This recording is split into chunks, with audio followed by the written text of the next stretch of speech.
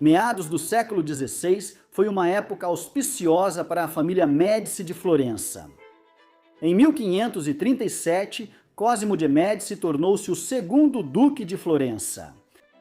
Mais tarde em seu reinado, ele adotaria o título mais grandioso de Grão-Duque da Toscana. Sua ascensão em 1537 ocorreu apenas alguns anos após o fim do papado de seu primo, o Papa Clemente VII. O tempo de Clemente como chefe da Igreja Católica Romana veio logo após o de outro Papa, Médici, Leão X, bispo de Roma, de 1513 a 1521. Enquanto isso, 4 anos antes de Cosme se tornar duque de Florença, outra Médici, Catarina, havia se casado com o príncipe Henrique da França. Henrique tornou-se rei da França em 1547, o que significa que Catarina de Médici agora era rainha consorte de um dos grandes reinos da Europa. 3 de seus filhos governariam a França. Outra Médici foi a mãe da dinastia Bourbon, a família real da França durante os séculos 17 e 18. Duques, papas, rainhas, reis. Esse era o status da Casa de Médici no século XVI. E, no entanto, o curioso é que, de muitas maneiras, o auge dessa família imensamente importante, na verdade, ocorreu no século XV, quando a Casa de Médici patrocinou o Renascimento na cidade de Florença.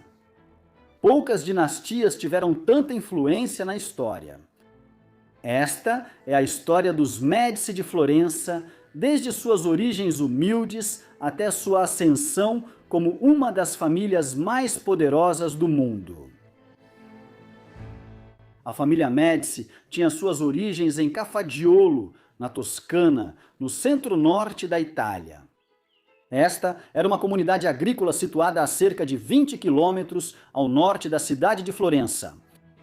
O nome Médici é interessante. A Alta Idade Média foi o período da história da Europa em que os sobrenomes começaram a ser amplamente utilizados. Antes disso, as pessoas tinham um primeiro nome cristão e geralmente eram associadas ao lugar onde viviam. Então, por exemplo, uma pessoa poderia ser chamada de Tomaso de Milão ou Jean de Paris. Nos séculos XII e XIII surgiram os sobrenomes ocupacionais que descreviam a profissão de alguém. Médici, como parece bastante claro pela palavra, deriva de médico ou médici, que significa um médico. Isso sugere que um dos primeiros membros da família era um curandeiro ou médico de algum tipo, embora nunca tenha sido encontrada nenhuma evidência de quem poderia ter sido essa pessoa. De qualquer forma, o conhecimento médico era tão limitado na época que qualquer médico da família teria sido um praticante da medicina popular, e não da medicina científica. De modo mais amplo, a família era claramente de origem camponesa. No entanto, eles estavam evidentemente prosperando e no início do século XIV já tinham dinheiro suficiente para começar a emprestar parte dele a juros.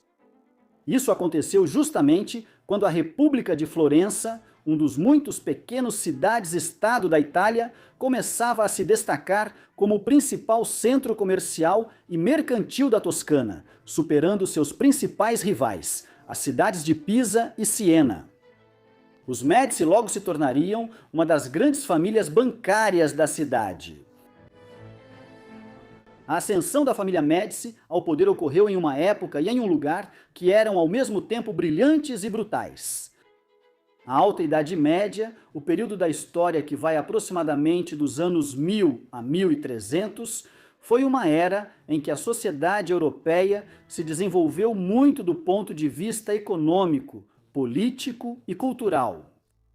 A Itália foi uma das regiões centrais envolvidas nesse progresso, em grande parte por causa de suas poderosas cidades comerciais como Veneza, Florença, Gênova e Pisa, cada uma delas mantendo um intenso comércio por todo o Mediterrâneo.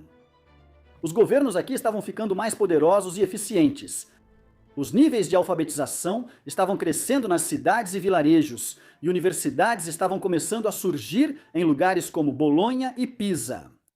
enquanto as primeiras grandes obras da literatura renascentista também estavam sendo escritas, notavelmente a Divina Comédia do florentino Dante Alighieri, escrita no início do século XIV.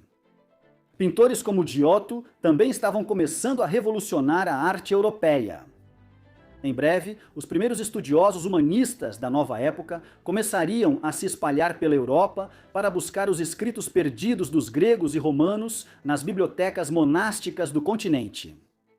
No entanto, ao mesmo tempo, a Itália podia ser um lugar brutal. A península era dividida em dezenas de cidades-estado, sendo as principais os estados papais, que controlavam grande parte da Itália central, Nápoles no sul e repúblicas como Florença, Gênova, Veneza e Milão no norte. A política desses lugares ficava cada vez mais violenta. Mercenários militares conhecidos como condottieri tomaram o poder em lugares como Milão, e as cidades-estado travavam guerras entre si por terras e poder. Ofuscando tudo isso, houve uma terrível fome que devastou a Europa entre 1315 e 1317, seguida pelo surgimento da peste bubônica, a peste negra, 30 anos depois. Foi nesse cenário de violência e morte, convivendo lado a lado com a renovação cultural e vitalidade, que os Médici ascenderiam ao poder em Florença. Os primeiros membros da família Médici, de que temos conhecimento, aparecem na primeira metade do século XIV. Nessa época, vários membros da família já haviam se mudado para Florença e estavam envolvidos no setor bancário local. A atividade bancária italiana era inovadora na Alta Idade Média, com bancos surgindo nas cidades-estado que emprestavam dinheiro a mercadores e facilitavam o comércio de longa distância usando notas de crédito e conexões com banqueiros de outras cidades. Averardo de' Medici foi um desses banqueiros Medici da época. É evidente que ele já era próspero na década de 1350, embora a família ainda não tivesse o tipo de riqueza que viria a criar no século XV. Na Florença do final da Idade Média, a riqueza bancária desse tipo se traduzia na capacidade de se envolver na política da cidade. E não é surpreendente que outro membro da família Médici, Salvestro, tenha servido como gonfaloneiro em Florença. Esse era um cargo como chefe do Conselho da República, semelhante ao de prefeito da cidade-estado por um ano. Ele foi implicado em uma luta controversa entre os cidadãos mais ricos de Florença e os artesãos, conhecida como a Revolta do Ciompi, que começou em 1378 e se arrastou por vários anos no início da década de 1380. É notável que no último quarto do século XIV, a família Médici, apesar de sua origem como uma família camponesa rural mais de um século antes, sentia que tinha mais em comum com os cidadãos mais ricos de Florença do que com as classes média e pobre. Enquanto Salvestro estava envolvido na revolta do Ciompi, um primo seu, Giovanni di Bicci de' Medici, estava entrando na idade adulta. Ele era um dos filhos de Averardo de' Medici. Seu pai havia morrido antes da hora e deixou para cada um de seus filhos uma parte de sua riqueza e dos negócios bancários. Embora Giovanni não tenha recebido muito dessa herança dividida, foi ele quem viria a realizar grandes feitos. Ao longo das décadas seguintes, ele construiu seu negócio de forma astuta e também reuniu outros ramos das atividades financeiras da família sob seu controle. Dessa forma, em vez de os Médici serem uma família extensa, com vários membros trabalhando no empréstimo de dinheiro, um banco Médici reconhecível começou a surgir em Florença. Giovanni expandiu isso exponencialmente nas décadas de 1390, 1400 e 1410. Foi um período em que não faltavam oportunidades para ganhar dinheiro, já que as cidades-estado italianas estavam mergulhadas em conflitos. E a divisão dentro do papado, que resultou no estabelecimento de um papa rival em Avignon, no sul da França, também estava em andamento. Giovanni ganhou dinheiro emprestando capital para várias partes envolvidas nesses eventos. O comércio também estava florescendo novamente após os anos de estagnação durante e depois da Peste Negra. Quando ele morreu em 1429, já havia transformado o Banco Médici em uma das principais instituições financeiras da Itália.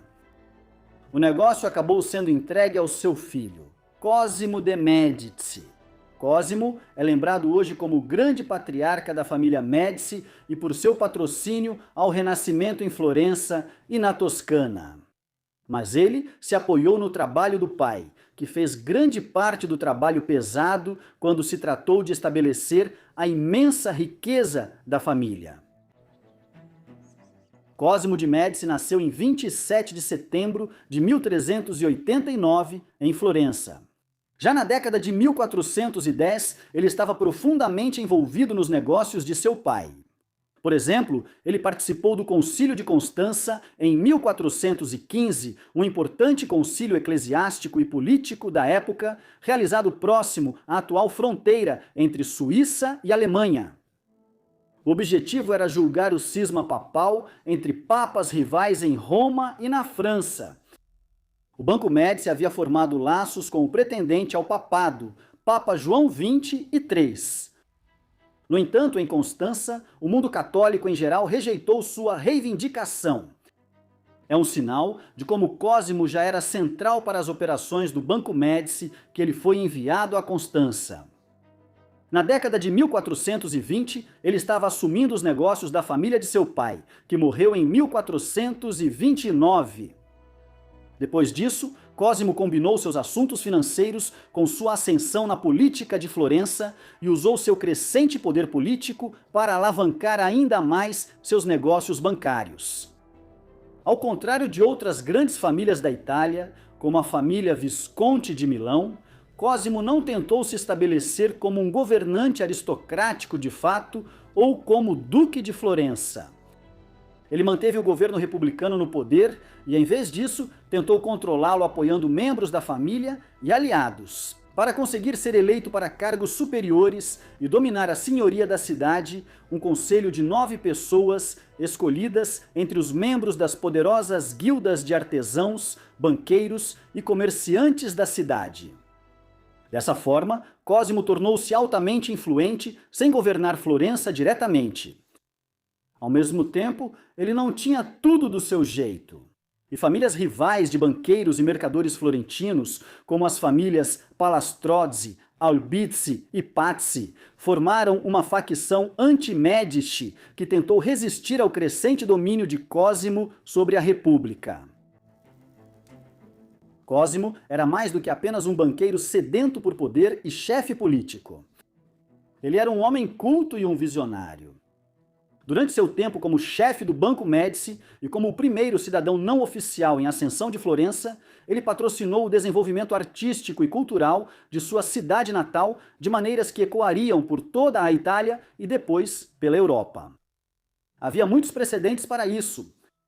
Já vimos como Florença e a região da Toscana se desenvolveram como o berço do Renascimento.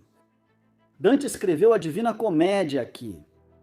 Tanto Francesco Petrarca quanto Giovanni Boccaccio eram toscanos e são considerados, junto com Dante, os 3 escritores que iniciaram o Renascimento literário durante o século XIV. Boccaccio escreveu o Decameron, uma coleção de contos semelhante aos contos de Canterbury de Geoffrey Chaucer. Enquanto Petrarca, mais do que qualquer outro, estabeleceu a natureza do humanismo italiano, a nova abordagem do estudo acadêmico que se concentrou em redescobrir textos gregos e latinos. Quando Cosimo nasceu, as renascenças artísticas e literárias estavam se expandindo em Florença, e uma nova geração de artistas, como Lorenzo Ghiberti, estava ganhando destaque na cidade. O pai de Cosimo era um patrono desse trabalho. Ele patrocinou Ghiberti e foi influente ao garantir que ele fosse escolhido para produzir as portas de bronze ornamentadas que adornavam o batistério no centro da cidade. Giovanni também teve um papel na decisão de colocar Filippo Brunelleschi encarregado de desenvolver a imensa cúpula que seria construída no topo da Catedral de Florença. Vale ressaltar, porém, que a família Médici não financiou o projeto da catedral.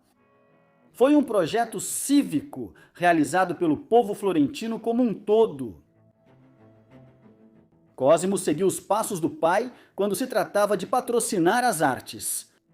Embora ele tenha empregado várias dezenas de artistas, escultores e arquitetos em diversos projetos, dois em particular se destacam: Michelozzo e Donatello. Michelozzo foi contratado por Cosimo para projetar o Palazzo Medici, um belo palácio urbano que foi construído ao longo de quase 40 anos no centro da cidade e que serviu de inspiração para muitos outros palácios em toda a Itália nos séculos seguintes. Donatello produziu inúmeras obras para a família Médici, mas a mais conhecida foi sua estátua de bronze do rei israelita Davi. Não há registro de que Cosimo tenha de fato encomendado a obra a Donatello. No entanto, ele deve ter feito isso, já que a estátua acabou ficando no pátio do Palazzo Medici não muito tempo depois de ser concluída. Ela foi artisticamente significativa por ser a primeira estátua nua independente produzida desde a época do Império Romano. A nudez era desaprovada na época medieval por razões religiosas, e as esculturas geralmente eram colocadas em paredes em vez de serem independentes. Cosimo também financiou vários estudiosos humanistas para viajar pela Europa em busca de manuscritos de livros gregos e romanos perdidos em bibliotecas monásticas e outras instituições. Ou para viajar até Constantinopla, a capital do enfraquecido Império Bizantino, para adquirir esses textos em grego lá. Estudiosos humanistas que foram incentivados nesse trabalho e que receberam apoio em maior ou menor grau de Cosimo incluíam Nicolau di Nicoli, Leonardo Bruni e Poggio Bracciolini. Todos nós devemos muito ao seu mecenato. Enquanto trabalhava como escriba e estudioso para Cosimo, Nicolau desenvolveu uma nova forma de escrita caligráfica que facilitava a leitura de textos escritos à mão. Hoje é chamada de itálico e aparece em todo o processador de texto. Cosimo foi brevemente exilado de Florença em 1433, depois que a facção anti-Médici dentro da cidade conseguiu convencer seus concidadãos de que ele estava se tornando poderoso demais e representava uma ameaça para a República. Seu banimento não durou muito e ele retornou em 1434, depois de usar seus próprios aliados para reverter a votação. 5 anos depois, ele supervisionou um grande conselho político e cultural na cidade, o que demonstrou sua ascensão como um banqueiro imensamente rico e poderoso, além de sua posição como uma das figuras mais cultas da Europa. Durante séculos, houve um grande cisma entre a Igreja Católica Romana Ocidental e a Igreja Ortodoxa Grega Oriental, governadas a partir de Constantinopla, capital do Império Bizantino. Isso se devia a várias questões teológicas e políticas. No século XV, era imperativo que o grande cisma fosse resolvido para que a Igreja Ocidental pudesse ajudar o Império Bizantino, que estava sob ameaça do Império Turco Otomano. Concílios foram realizados tanto em Florença quanto em Ferrara, na Itália, durante a década de 1430, para tentar alcançar esse objetivo. Cosimo conseguiu negociar o retorno para Florença em 1439, onde um grande avanço foi alcançado para pôr fim ao grande cisma, fortalecendo a reputação de Cosimo em toda a Europa. No final das contas, os acordos alcançados em Florença em 1439 foram rejeitados pelos líderes da Igreja grega em Constantinopla e a cidade deles caiu nas mãos dos otomanos em 1453. No entanto, o Concílio de Florença em 1439 foi importante demais de uma maneira. A comitiva grega incluía os principais estudiosos da época, como Gemistos, Pléton e Bessarion. Esses homens reintroduziram novos elementos da filosofia platônica e neoplatônica em Florença em 1439. Com o tempo, Cosimo financiou o estabelecimento de uma academia platônica na cidade para promover o estudo dessas antigas escolas da filosofia grega. Uma pergunta surge aqui. Quão rico era Cosimo de Médici, considerando que ele foi capaz de patrocinar dezenas de artistas e estudiosos, fundar escolas e presidir grandes conferências internacionais para reconciliar as igrejas ocidental e oriental? Uma declaração de seu neto, Lorenzo de Médici, dá uma indicação de exatamente quanto a família gastou apenas com seu mecenato. Com as artes, projetos de construção em Florença, a manutenção de equipes de estudiosos e a fundação da Academia Platônica. Ele afirmou que a soma era de cerca de 600 mil florins para o período entre 1434 e o início da década de 1470, quando Lorenzo assumiu os negócios bancários. Ajustando pela inflação e levando em conta a questão complicada das equivalências de moeda, historiadores financeiros argumentam que isso equivale a pouco mais de $500 milhão em valores atuais. Isso era só o que eles gastavam com as artes. É difícil ter uma noção da riqueza total deles, especialmente porque ela variava ao longo do tempo. O que está claro é que o banco se expandiu muito além da Itália sob a liderança de Cosimo. Na década de 1440, por exemplo, já tinha várias filiais importantes ao norte dos Alpes, em cidades como Lyon, Genebra e Bruges. A filial de Bruges era especialmente importante, pois permitiu que os Médici se envolvessem no lucrativo comércio têxtil nos Países Baixos. A família chegou a ter uma filial em Londres e emprestou dinheiro para vários grupos lutarem nas Guerras das Rosas. Durante as décadas de 1450 e 1460, porém, isso acabou sendo um exagero e a filial foi fechada na década de 1470. Também não era só o setor bancário. Os Médici se diversificaram em outras atividades econômicas, especialmente ao investir na lucrativa indústria de mineração de alume, sendo o alume uma substância usada para tingir tecidos. Cosimo de Médici morreu aos 74 anos de idade, em 1464. Ele foi sucedido por seu filho Piero, mas ele era um homem doente que sofria de gota e frequentemente ficava acamado. Ele morreu aos 53 anos de idade, em 1469, apenas 5 anos após seu pai. De uma perspectiva puramente estratégica, a sucessão do neto de Cosimo, Lorenzo, foi muito afortunada. Os 5 anos de Piero à frente do banco não foram dos melhores. Ele foi excessivo ao exigir o pagamento de grandes empréstimos, fazendo com que devedores de longo prazo inadimplissem. Lorenzo era mais astuto e do mesmo feitio que seu avô. Com o tempo, ele ficou conhecido como Lorenzo il Magnífico, Lorenzo, o Magnífico. Ele nasceu em 1º de janeiro de 1449 e era bastante jovem quando sucedeu seu pai como chefe do banco e da família. Ao longo dos 20 anos seguintes, ele liderou os Médici durante um período em que eles deixaram de ser predominantemente uma família de banqueiros, adquirindo o poder político dentro da República de Florença para se tornar um grande protagonista nas disputas de poder da Itália como um todo, formando alianças com papas e estados estrangeiros e se voltando contra outros. Lorenzo também era extremamente inteligente, um escritor e poeta talentoso, além de ser um grande patrono das artes como seu avô, com um gosto excelente. O que torna as conquistas de Lorenzo ainda mais impressionantes e a razão pela qual ele ganhou o nome de Il Magnífico é que ele morreu muito jovem. A partir dos seus 20 e poucos anos, ele começou a sofrer com sérios problemas de saúde e acabaria morrendo aos 43 anos de idade. Segundo o que historiadores da medicina acreditam, isso pode ter sido acromegalia, uma condição em que o corpo produz hormônio do crescimento em excesso. O patrocínio de Lorenzo às artes tem um elemento quase lendário. Envolveu artistas como Michelangelo, Leonardo da Vinci, Sandro Botticelli, Domenico Ghirlandaio e Andrea del Verrocchio. No entanto, o grau em que esses indivíduos desfrutaram do patrocínio dos Médici ou prosperaram durante o reinado de Lorenzo é variado.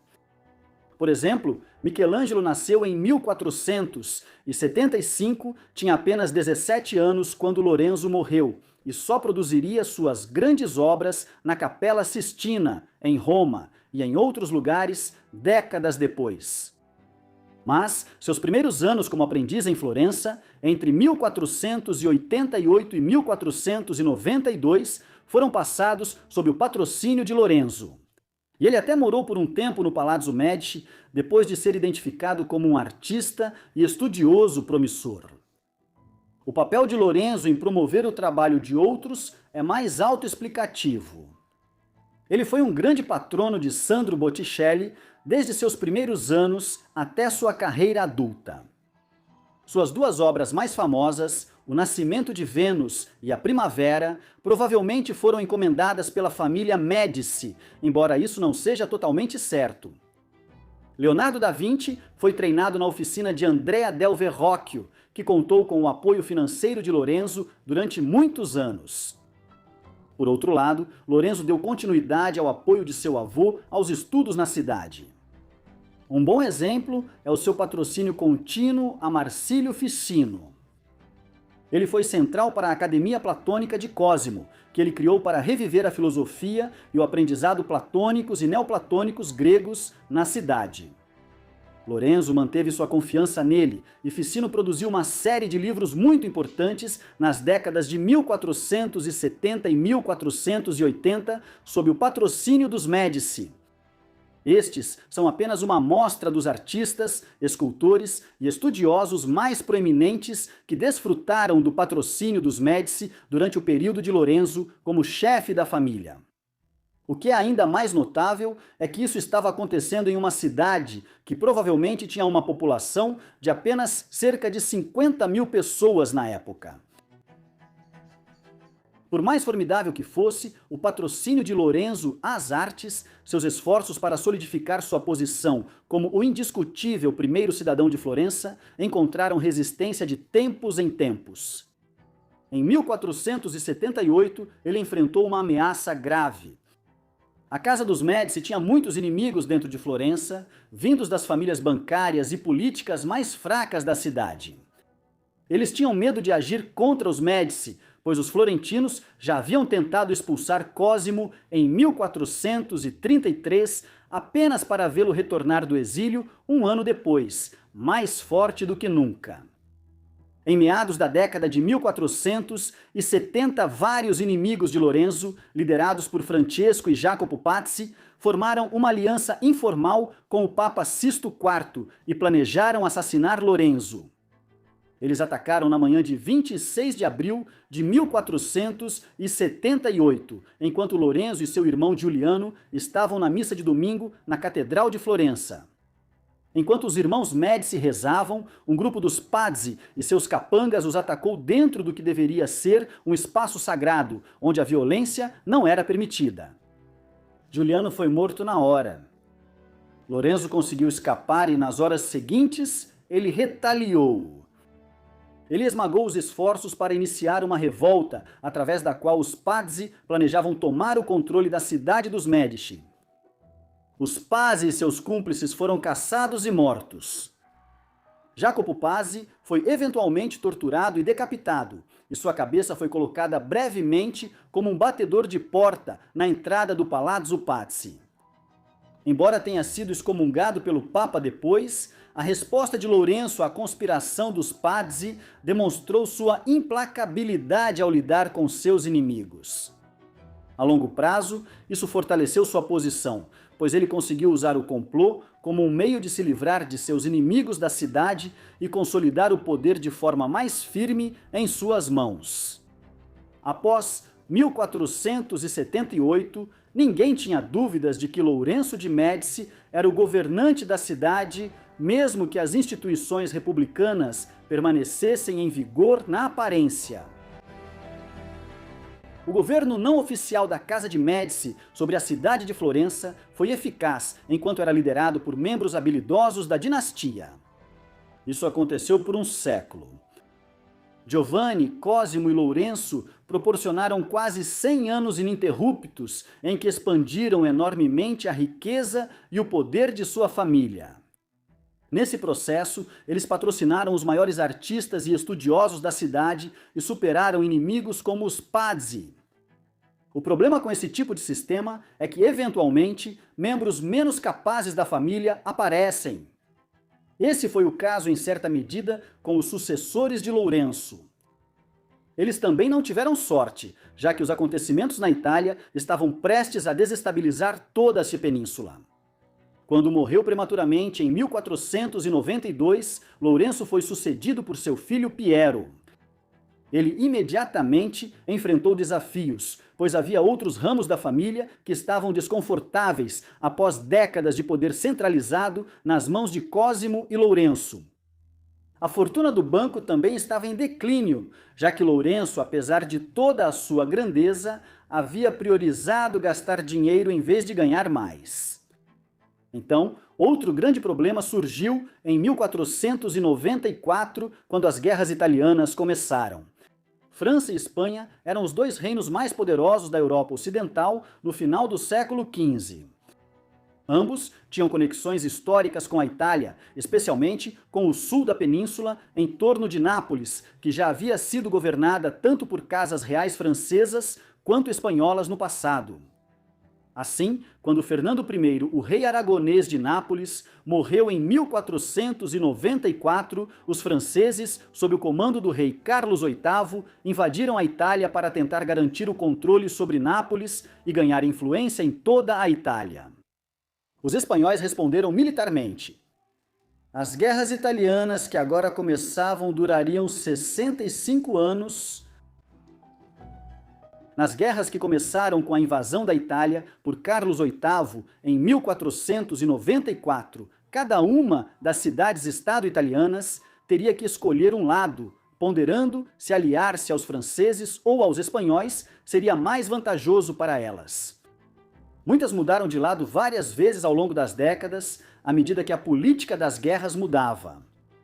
O conflito também proporcionou oportunidades para diferentes facções em certas cidades-estado tentarem derrubar seus oponentes.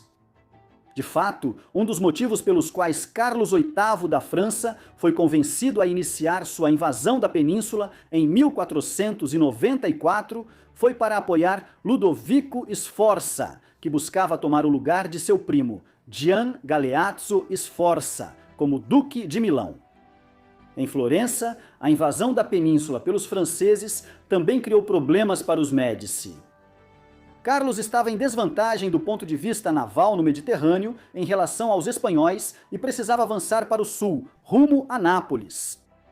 Isso significava passar pela Toscana e pelas terras do papado na Itália Central.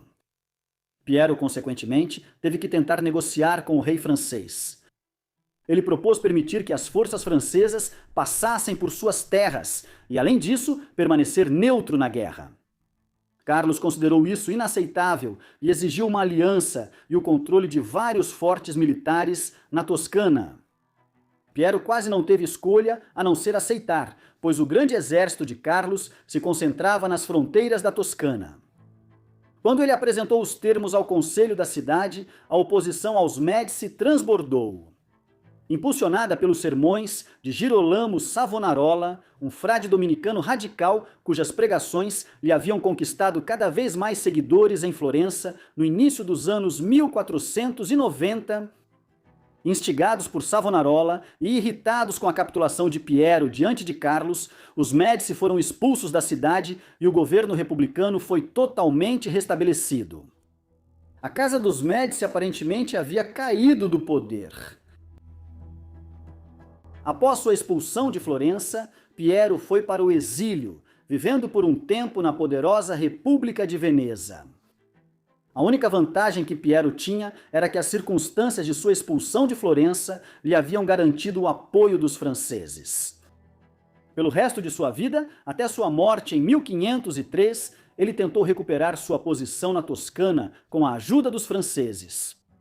Enquanto isso, Florença passou por um período de política radical. O poder de Savonarola continuou a crescer. Isso culminou na infame fogueira das vaidades na Praça de Florença, na noite de 7 de fevereiro de 1497, quando ícones e obras culturais de todos os tipos que poderiam ser considerados sacrílegos foram incinerados. Savonarola não durou muito mais tempo e um ano depois foi morto pelas autoridades da cidade. Em seu lugar, autoridades republicanas como Piero Soderini e Nicolau Maquiavel chegaram ao poder. Por fim, a situação diplomática mudou novamente e Soderini aliou Florença aos franceses. Isso fez com que um novo Giovanni de Medici, filho mais novo de Lourenço, que havia se tornado o novo chefe da família no exílio após a morte de seu irmão Piero, se aliasse aos espanhóis. Morando em Roma, ele também conseguiu a ajuda do Papa Júlio II. Em 1512, com a ajuda tanto do Papa quanto dos espanhóis, Giovanni conseguiu iniciar uma revolta dentro do governo de Florença. Isso permitiu o retorno ao poder dos Médici na cidade, sem o banho de sangue que poderia ter ocorrido se ele tivesse sitiado a cidade. Após 18 anos no exílio, a Casa dos Médici estava de volta ao controle do berço do Renascimento. Giovanni liderou o esforço para retomar o poder em Florença, mas tinha pouca intenção de governar as cidades-estado da mesma forma que seu pai, avô e bisavô haviam feito. Em vez disso, ele tinha os olhos voltados para o papado. Júlio II estava idoso e se aproximando do fim da vida, e Giovanni havia feito conexões suficientes em Roma para ter uma boa chance de sucedê-lo. Assim, ele colocou seu irmão mais novo, Giuliano, no comando de Florença. O Papa Júlio realmente morreria em 21 de fevereiro de 1513 e Giovanni conseguiria vencer a eleição para se tornar o Papa Leão, o 10º, no início de março. O primeiro de 4 papas Médici no espaço de um século. O reinado de Giuliano em Florença foi curto. Ele morreu em 1516. De qualquer forma, era óbvio desde 1512 que ele logo seria ofuscado por seu sobrinho muito mais ambicioso, outro, Lorenzo de Médici, filho de Piero de Médici, que foi deposto em 1494 e morreu em 1503. Ele recebeu o nome de seu avô Lorenzo, o Magnífico. Lorenzo, o jovem, foi uma espécie de sucessor espiritual de seu avô e homônimo, e se estabeleceu primeiro como Duque de Urbino, uma cidade-estado sobre a qual os Médici haviam ganhado influência antes de também se tornar chefe do governo de Florença em 1516. Significativamente, foi a Lorenzo, o jovem, e não a Giuliano, que Maquiavel dedicou o príncipe em 1513, numa tentativa de se reabilitar dentro do novo governo dos Médici no início da década de 1510. Este notório tratado político e seu autor são profundamente incompreendidos. Longe de ser um defensor ardiloso da duplicidade e da crueldade, Maquiavel era um patriota republicano que aconselhou Lorenzo, o futuro governante de Florença, a governar conquistando o amor do seu povo sempre que possível. Quase 2 décadas no exílio, durante as quais tentavam recuperar o poder em Florença, mudaram consideravelmente a posição dos Médici. O que inicialmente parecia uma ameaça existencial à sua posição, acabou tornando-os ainda mais poderosos.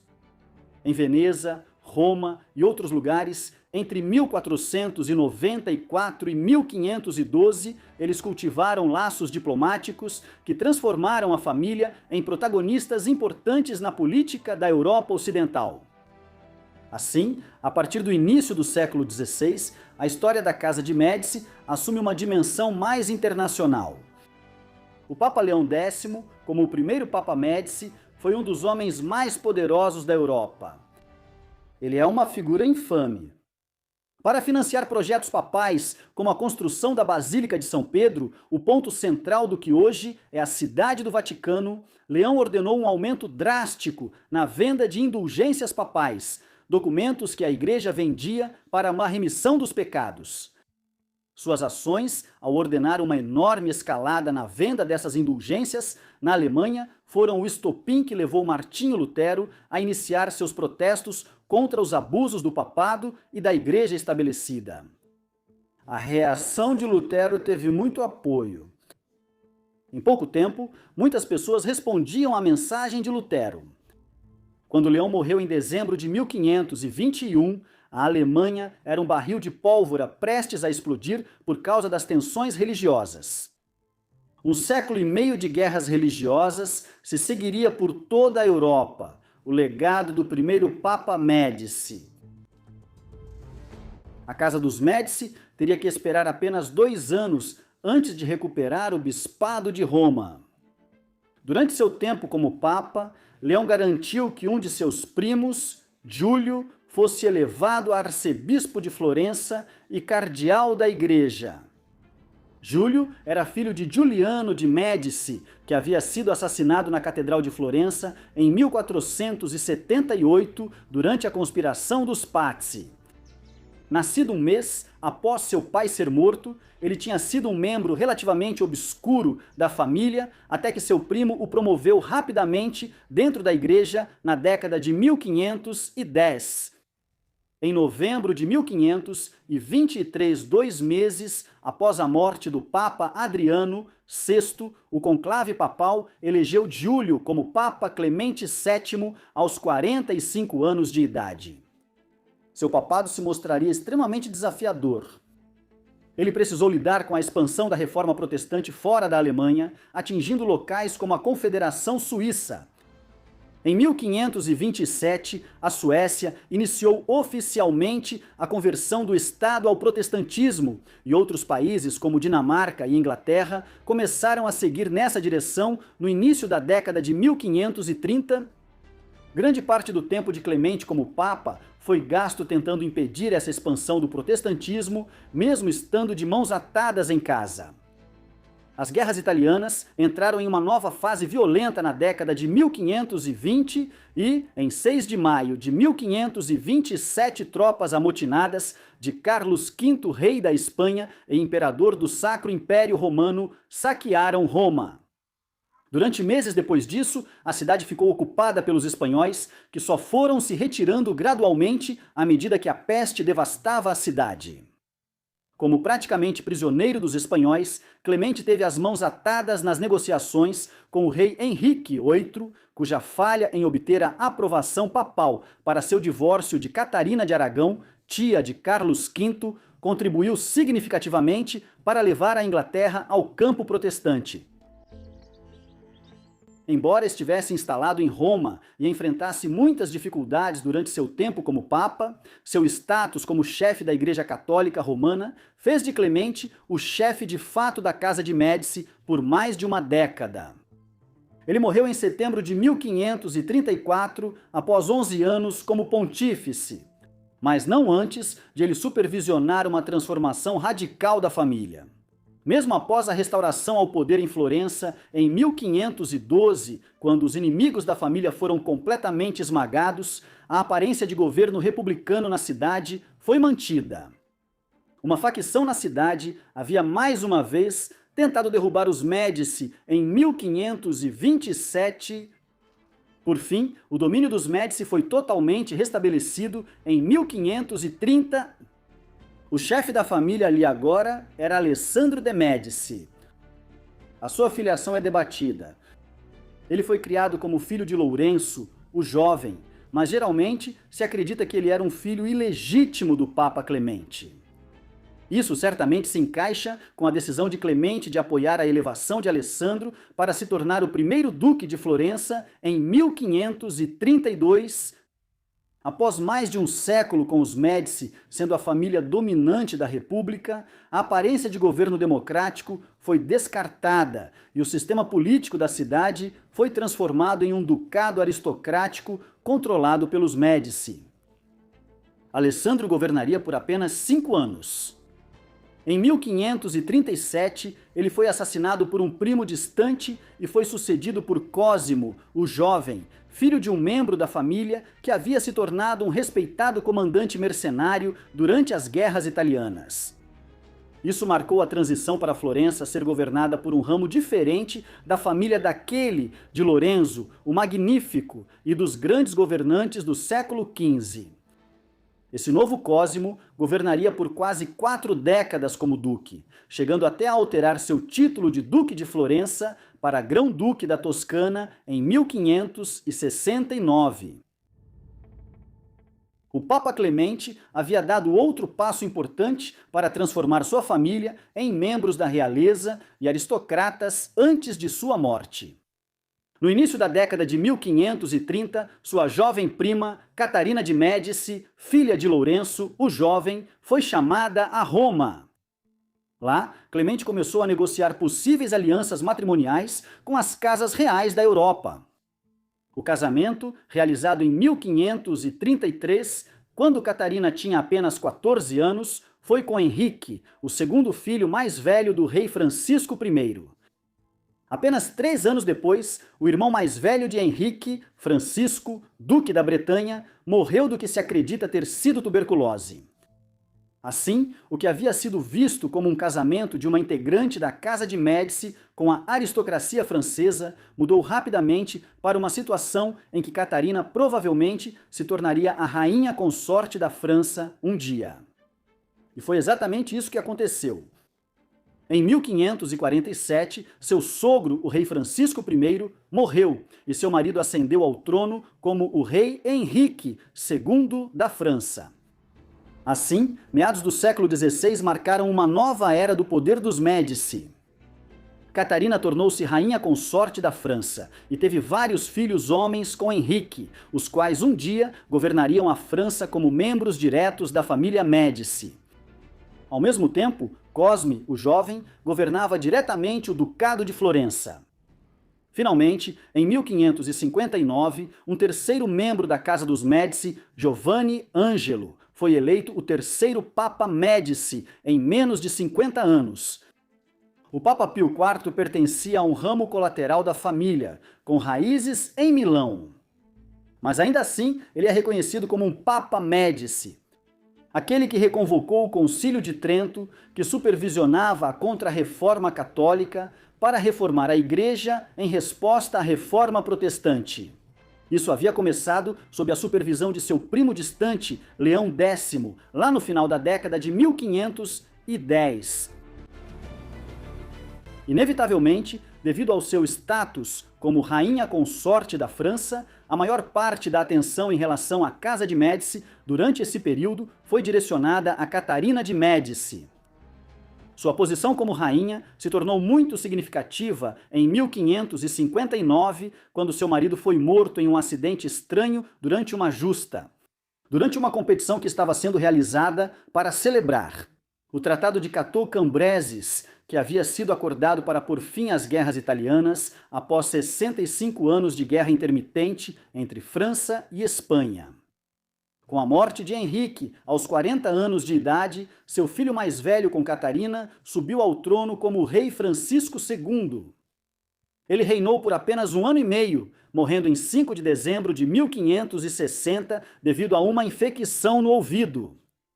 Ele foi, por sua vez, sucedido por seu irmão, que se tornou o rei Carlos IX. A juventude do garoto levou à criação de um governo de regência até que ele atingisse a maioridade. Catarina desempenhou um papel importante na política das décadas de 1560 e 1570 como resultado disso. Esse foi um período extremamente volátil na história da França, pois as guerras de religião entre católicos e protestantes franceses dividiram o reino e levaram a frequentes episódios de violência.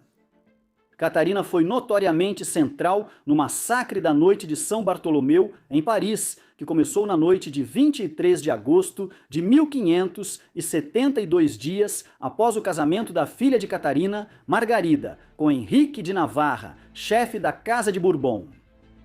O casamento da católica Margarida com o protestante Henrique tinha como objetivo reconciliar as facções em guerra na França. Em vez disso, levou a uma nova eclosão da guerra. Dessa e de outras formas, Catarina desempenharia um papel frequentemente malévolo na política francesa até sua morte em 1589. Catarina morreu em 5 de janeiro de 1589. Nessa época, 3 de seus 4 filhos já estavam mortos, sendo que Carlos havia morrido em 1574 e outro, Francisco, duque de Anjou e de Alençon, em 1584. Isso significava que seu único filho sobrevivente, o rei Henrique III, era o indivíduo sobre quem agora repousavam as esperanças da dinastia Valois na França. Mas seu casamento não resultou em filhos, e apenas 8 meses após a morte de sua mãe, ele foi assassinado por um fanático católico, Jacques Clément, que acreditava que Henrique havia feito concessões demais aos protestantes da França. Com isso, o elemento Médici dentro da linhagem real francesa se extinguiu brevemente. De fato, toda a linha masculina da dinastia Valois, da qual Catarina havia passado a fazer parte ao se casar, chegou ao fim. O trono, consequentemente, passou para Henrique da Casa de Bourbon, o príncipe protestante com quem a filha de Catarina, Margarida, havia se casado em 1572, pouco antes do massacre da noite de São Bartolomeu. O casamento deles acabou refletindo seus começos pouco auspiciosos, e eles já viviam separados há anos antes de Henrique suceder seu cunhado como Henrique IV da França. Eles se divorciaram em 1599, época em que Henrique já havia concordado em se converter ao catolicismo romano e encerrar as guerras religiosas francesas, declarando famosamente que, abre aspas, Paris vale bem uma missa. Mas isso não foi o fim da influência dos Médici na França. Mal Henrique IV havia se divorciado de sua esposa Valois Médici, ele já se casou com outra Médici. Esta era Maria de Médici, filha de Francisco de Médici, o grão-duque da Toscana, na Itália, entre 1574 e 1587. Em 1587, após sua morte, Francisco foi sucedido por seu irmão Ferdinando. Ferdinando havia sido um grande apoiador de Henrique de Navarra e da causa da Casa de Bourbon nas guerras religiosas francesas, financiando seu esforço de guerra e incentivando-o a se converter ao catolicismo para acabar com o conflito religioso. Agora, em 1600, o preço de seu apoio foi uma aliança matrimonial real, na qual Henrique se casaria com a sobrinha de Ferdinando, Maria. E assim foi que, pela segunda vez, em pouco mais de meio século, uma mulher da família Médici se tornou rainha consorte da França. O casamento de Maria de Médici com Henrique IV, primeiro rei francês da Casa de Bourbon, foi facilitado pelo fato de que um membro da Casa de Médici, Alessandro de Ottaviano de Médici, atuou como legado papal ou embaixador na França no final da década de 1590. Alessandro se tornaria posteriormente o quarto e último membro da família. Eleito papa em 1605, embora seu tempo como chefe da Igreja Católica Romana tenha sido notavelmente curto, durando apenas 27 dias em abril de 1605, antes de morrer. Ele tinha 70 anos na época e pegou um resfriado durante sua coroação eclesiástica. Enquanto isso, na França, Maria de Médici teria uma vida quase tão significativa quanto a de sua prima Catarina antes dela. Ela deu à luz a várias crianças. Um deles se tornaria o rei Luís XIII em 1610, após Henrique IV ser assassinado. Dessa forma, Maria garantiu que a Casa de Médici formasse a linhagem materna da família real francesa até a época da Revolução Francesa. Essa mesma linhagem reivindicou o trono da Espanha e seu império no início do século XVIII. Enquanto outra de seus filhos, sua filha Henriqueta Maria, casou-se com o rei Carlos I da Inglaterra, Escócia e Irlanda em 1625. Portanto, por meio de Maria, a Casa de Médici passou a ter parentesco indireto com os governantes de todos os principais reinos da Europa Ocidental nos séculos XVII e XVIII. O tempo de Maria como rainha da França foi um dos últimos grandes momentos para a Casa de Médici na Europa. O século XVII, em comparação com as façanhas de Cosimo e Lourenço no século XV, ou Leão, Clemente e Catarina no século XVI, foi uma era de declínio. A família Médici não perdeu o controle sobre Florença e a Toscana. Na verdade, eles nunca estiveram tão seguros no poder ali. O que acontecia era simplesmente que eles estavam perdendo espaço na alta política europeia. Isso refletia o padrão geral na Itália como um todo. Quando a França e a Espanha entraram em guerra lá em 1494 para tentar se tornar a potência hegemônica na península, fizeram isso porque a Itália era uma das regiões mais ricas da Europa. Tudo isso começou a mudar no século XVI, quando o eixo econômico da Europa se deslocou dos portos mediterrâneos, como Veneza, para os portos do Atlântico Norte, como Amsterdã e Londres. Com isso, a Itália perdeu importância relativa na política europeia. Até mesmo o eixo cultural estava se deslocando. Leonardo da Vinci passou os últimos anos de sua vida na França, onde assumiu um cargo sob o patrocínio do rei Francisco I. No século XVII, a República Holandesa era o centro da arte e cultura europeias. Assim, não foi o caso de os Médici terem perdido poder no século XVII.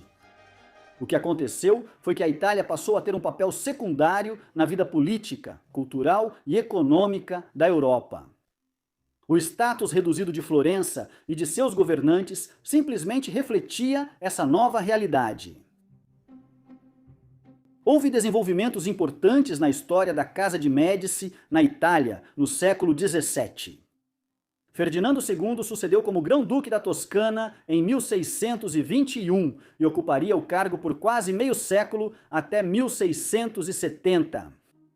Ele foi uma figura importante na Revolução Científica que varria a Europa nos séculos XVI e XVII. Ele tentou defender Galileu Galilei quando este foi atacado pela Igreja por causa das supostas opiniões heréticas contidas em seu trabalho. Notavelmente, sua defesa do modelo heliocêntrico do universo, a ideia de que a Terra gira em torno do Sol e que, consequentemente, a Terra não é o centro do universo. Sem conseguir evitar que a Igreja suprimisse o trabalho de Galileu, Ferdinando chegou a visitá-lo durante sua prisão domiciliar nos anos 1630. Mais tarde, ele patrocinou a criação da Accademia del Cimento, ou Academia da Experimentação, em Florença, em 1657, fundada 3 anos antes da mais conhecida Royal Society, em Londres. Apesar dessas conquistas, o reinado de Ferdinando evidenciou o declínio da Casa de Médici. Após participar de uma guerra pelo controle da cidade de Castro, no centro da Itália, na década de 1640, o governo florentino ficou praticamente falido. Estava muito longe dos dias de glória do Banco dos Médici, quando financiava guerras e governantes tão distantes quanto a Inglaterra. Houve um último grande governante da Casa dos Médici. Quando Ferdinando II morreu em 1670, ele foi sucedido como Grão-Duque da Toscana por seu filho, como Cosme III. Cosme viveu até a velhice e governou por 53 anos. Os laços contínuos entre os Médici e a coroa francesa, estabelecidos 2 séculos antes, no início das guerras italianas. Foi reafirmado através de seu casamento com Margarida Luísa da Casa de Orleans, prima do rei Luís XIV da França. No entanto, em quase todos os outros aspectos, Cosimo III era a antítese de seus grandes antepassados do século XV, quando Cosimo de Médici e Lourenço, o Magnífico, desafiaram convenções e criaram um movimento cultural em Florença que promovia o estudo de autores pagãos e a arte renascentista. Cosimo III era um governante altamente conservador, um fanático religioso e alguém que buscava reprimir a prostituição e a frivolidade na cidade. Seu casamento teve problemas e sua esposa o deixou para entrar em um convento. Eles tiveram filhos, mas ao longo dos anos, esses, por sua vez, não conseguiram gerar herdeiros, colocando em dúvida a continuidade da dinastia a longo prazo. Cosimo também é conhecido por seu antissemitismo, e ele expandiu o gueto florentino, onde se esperava que os judeus vivessem na cidade. Finalmente, durante grande parte da segunda metade de seu reinado, ele ficou obcecado em ser reconhecido pelas casas reais da Europa, sendo tratado como Sua Alteza Real. Uma atitude que demonstra sua crença de que o título de grão-duque constituía de fato uma monarquia hereditária. Cosimo morreu em 1723, aos 81 anos de idade. Ele foi sucedido por seu filho, Gian Gastone. Devido ao longo reinado de Cosimo III, Gian só se tornou grão-duque já na casa dos 50 e poucos anos. Seu casamento com Ana Maria Francisca da Casa de Saxe-Lauenburgo, uma importante integrante de uma grande linhagem aristocrática alemã, foi organizado por razões políticas e econômicas, já que ela vinha de uma família imensamente rica. Foi um casamento infeliz que não resultou em filhos. Após o casamento em 1697, o casal frequentemente vivia separado na Boêmia, atual Tchequia, onde ficavam as propriedades dela. Ele afundou no alcoolismo, vivendo principalmente em Praga. Por fim, eles retornaram a Florença e Gian Gastone tornou-se grão-duque da Toscana. Lá, o casamento deles ficou ainda mais peculiar. Gian Gastone passava grande parte dos seus dias na cama e suas noites em festas, enquanto ela ganhou fama de conversar com os cavalos deles nos estábulos ducais. O casamento indicava como a casa de Médici havia caído. Ele foi realizado para adquirir um grande dote e riqueza para os Médici, enquanto séculos antes a família Médici havia usado sua própria riqueza para entrar na família real francesa por meio do casamento. Quando a Guerra da Sucessão Espanhola estourou em 1701, os florentinos evitaram se envolver. Teria custado caro demais.